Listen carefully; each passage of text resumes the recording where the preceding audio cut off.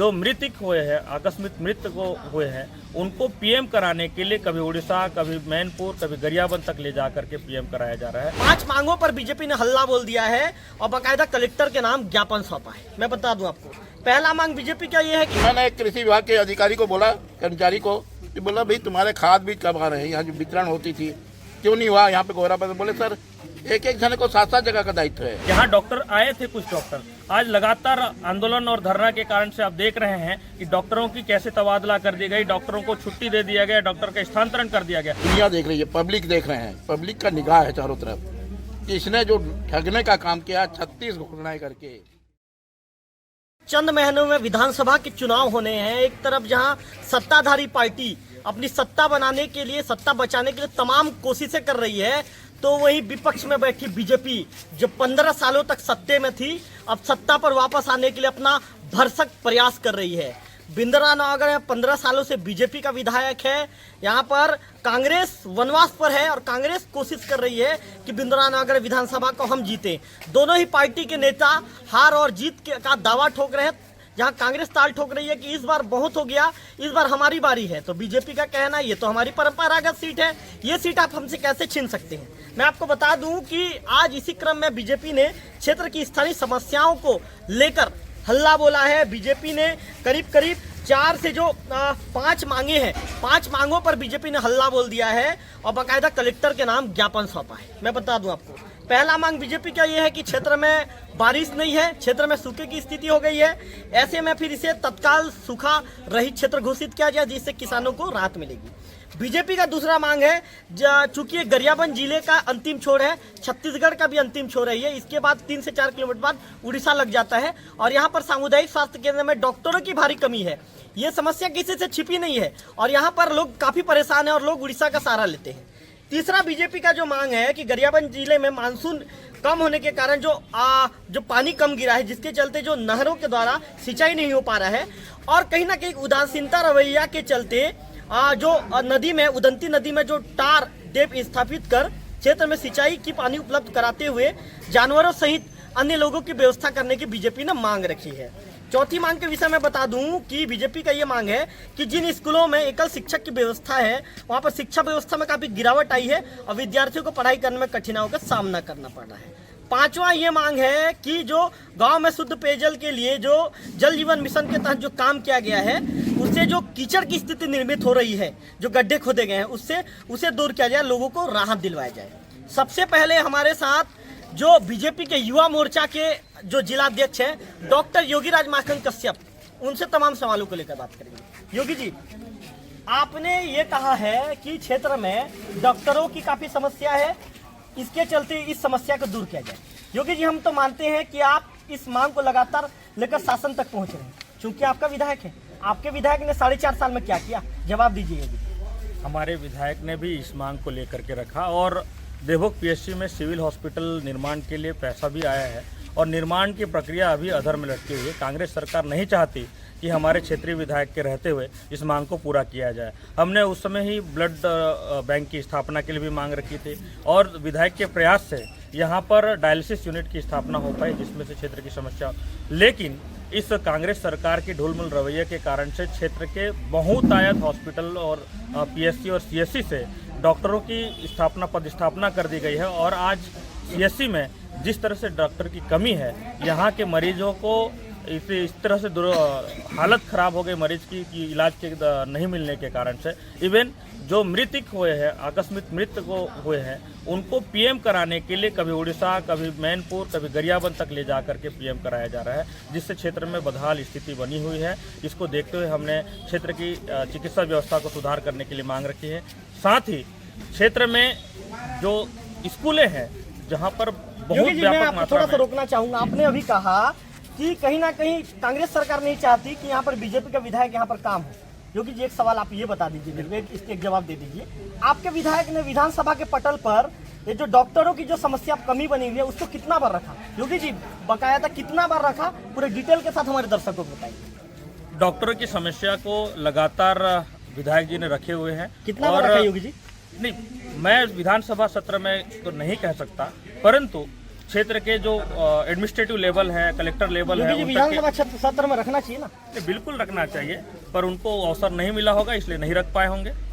और मैं यही बोलूँगा कि डॉक्टर की मांग के लिए लगातार कलेक्टर से मांग रखी गई है।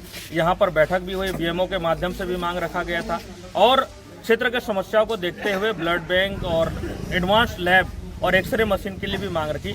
एक्सरे मशीन खोल दिया भी गया था, जनरेटर की व्यवस्था भी कर दी, पर कुछ दिनों तक ही चल पाई और उसके बाद ताला लग गया है। ये सरकार जो है उचित व्यवस्था नहीं करती, लॉन्ग टर्म में व्यवस्था नहीं करती, जिसकी मांग को लेकर के हम ये कर रहे हैं। यहाँ डॉक्टर आए थे, कुछ डॉक्टर आज लगातार आंदोलन और धरना के कारण से आप देख रहे हैं कि डॉक्टरों की कैसे तबादला कर दी गई, डॉक्टरों को छुट्टी दे दिया गया, डॉक्टर का स्थानांतरण कर दिया गया। क्षेत्र में समस्या जो विद्यमान है जहाँ का वहाँ खड़ा हुआ है। आम जनता परेशान है, आम किसान परेशान है, आम स्कूल विद्यार्थी परेशान है और कोई परेशान नहीं है। तो ये थे डॉक्टर योगीराज माखन कश्यप, कहीं ना कहीं अपने विधायक के बचाव पक्ष में कहते हुए नजर आए। इनका कहना है कि विधायक ने भी बाकायदा कोशिश किया था, लेकिन कहीं ना कहीं उनका कोशिश सफल नहीं हो पाया। हमारे साथ जो पूर्व संसदीय सचिव गोवर्धन माझी जी मौजूद हैं। माझी जी, 15 सालों तक आपकी सरकार रही, आप भी विधायक रही, आखिर 15 सालों में ये समस्या क्यों दूर नहीं हुई महोदय, बताइए। कौन सी समस्या? ये डॉक्टरों की समस्या क्यों दूर डॉक्टर की समस्या तो ये कांग्रेस सरकार ने पैदा किया ना, अभी 22 लोगों की ट्रांसफर करके। हमारे समय ये नहीं था।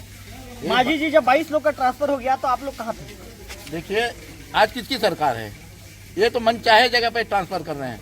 आपको जिले के बाहर जाना है तो इतना लाइए, यहाँ पे जाना है अपने गृहग्राम के नजदीक, तो मतलब ये बना हुआ है ऐसा। पूरी खाली स्वास्थ्य विभाग नहीं, अपितु जितने स्कूल हैं आप देख लीजिए खाली हो गया। कोई विभाग, चाहे ग्राम सेवा के या कृषि विभाग हो, कृषि विभाग के जितने अधिकारी अपने अपने मनचाहे जगह पे चले गए। ये ट्रांसफर का उद्योग चल रहा था कांग्रेस गवर्नमेंट में। मनचाहे जगह पे जो बाहर, आज हमारे स्थानीय जो बच्चे हैं स्कूलों में, जो टीचर हैं वो है, तो बाहरी व्यक्ति सब अपना ट्रांसफर करके चले गए, क्योंकि इनका ये उद्योग चल रहा था, लेन देन करके अपने अपने जगह में चले जाओ। तो माझी, एक चीज मेरे को आप ये बताएंगे, आपने कहा कि ये तो उद्योग वाला काम चल रहा था, लेन देन करके अपनी जगह पर चले जाओ। जब माझी जी यहाँ पर क्षेत्र में डॉक्टरों की कमी है, चूंकि आप यहाँ पे अभी विपक्ष में बैठे हैं, लेकिन आप कहीं ना कहीं एक कद्दावर नेता है बीजेपी के, क्या आपकी कलेक्टर या अन्य अधिकारियों से चर्चा हुई कि हमारे क्षेत्र में ऐसी समस्या बनी हुई है? बहुत बार हमने तो धरना प्रदर्शनों में हर जगह, जब भी यहाँ पे चक्का जाम हुई है, इस बातों को हमने रखा है सदैव। इसके माध्यम से रखा है, प्रदर्शन के माध्यम से, कि यहाँ से 22 लोगों की, और टी.एस. सिंहदेव आए थे आप सुपेबेड़ा, उस समय 7 लोगों की ट्रांसफर हुई थी। वहाँ पे उसी विभाग के मंत्री ने बोला था कि ये 7 लोगों की हम पदस्थापना करेंगे, अन्यथा हम उनके जगह में फुलफिल करेंगे। 7 जने को क्या फुलफिल करते, 22 लोगों की और ट्रांसफर हो गई। तो ये आज टोटल विभाग पूरा, चाहे जो भी सरकार की जो नुमाइंदे हैं, जो भी विभाग हैं, उनके सभी के कर्मचारी हमारे क्षेत्र से पलायन कर चुके हैं और पूरा हर ऑफिस खाली है। आज कहीं पर जाएंगे, मैंने एक कृषि विभाग के अधिकारी को बोला, कर्मचारी को, कि बोला भाई तुम्हारे खाद बीज कब आ रहे हैं? यहाँ जो वितरण होती थी क्यों नहीं हुआ यहाँ पे गोराबाद? बोले सर एक जने को 7-7 जगह का दायित्व है, 7-7 केंद्रों का दायित्व है, हम कैसे कर सकते हैं? कोई तो है नहीं, सब तो चले गए। तो ये स्थिति है। अभी 2-3 जने का यहाँ पे अकस्मात निधन हो गया, कोई फांसी लगा लिया, कुछ इस टाइप के, कोई जहर सांप के काटने से जहर से खत्म हो गए, उनका पीएम हमको गरियाबंद ले जाके करना पड़ रहा है।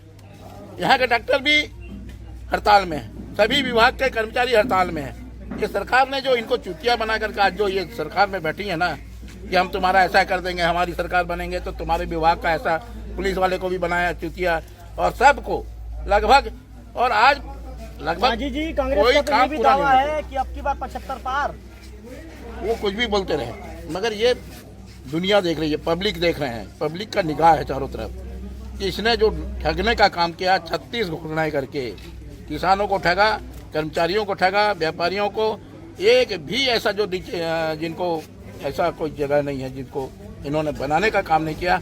आज सभी अधिकारी कर्मचारी आप देखिए, चाहे आंगनबाड़ी से लेकर के टोटल उच्च स्तर के अधिकारी आज हड़ताल धरने पे बैठे हैं, अपना अस्पताल छोड़ करके धरने में बैठे हैं, क्योंकि अंतिम क्षण आ रहा है इनका, इनकी मांग पूरी हो जाए ऐसा समझ करके। तो ये इससे पता चलता है कि इसने कितना लोगों को बनाने का काम किया है। तो ये थे संसदीय सचिव, पूर्व संसदीय सचिव गोवर्धन सिंह माझी। इनका कहना है कि कांग्रेस सरकार ने सिर्फ ठगने का काम किया है, लोगों को छल कर, राज्य की जनता को छल कर बकायदा कांग्रेस ने अपनी सरकार बनाई। महिला नेत्री भी हमारे साथ मौजूद है। आप आज धरना प्रदर्शन पर शामिल होने पहुंची थी, धरना प्रदर्शन का क्या एजेंडा था? आपको एजेंडा मालूम है? क्या एजेंडा था? धरना आज का धरना प्रदर्शन में पहले प्रथम से अकाल घोषित का मांग था और दूसरा नंबर आपको लगता है कि अकाल घोषित होना चाहिए? होना चाहिए। क्यों होना चाहिए?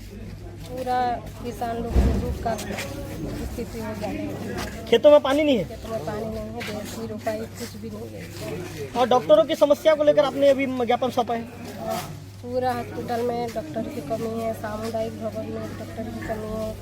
पूरा छोटे से बड़े लेकर बीमारी में पड़ते हैं तो रास्ता भी खराब है, इसलिए हमारे क्षेत्र के पब्लिक बहुत परेशानी है। तो हमने जो बीजेपी के जो भाजयुमो के जिलाध्यक्ष थे डॉक्टर योगीराज माखन कश्यप, पूर्व संसदीय सचिव गोवर्धन माझी और जो महिला नेत्री थी उर्मिला पात्र, वर्तमान में जनपद सदस्य भी हैं, तीनों से हमने चर्चा की।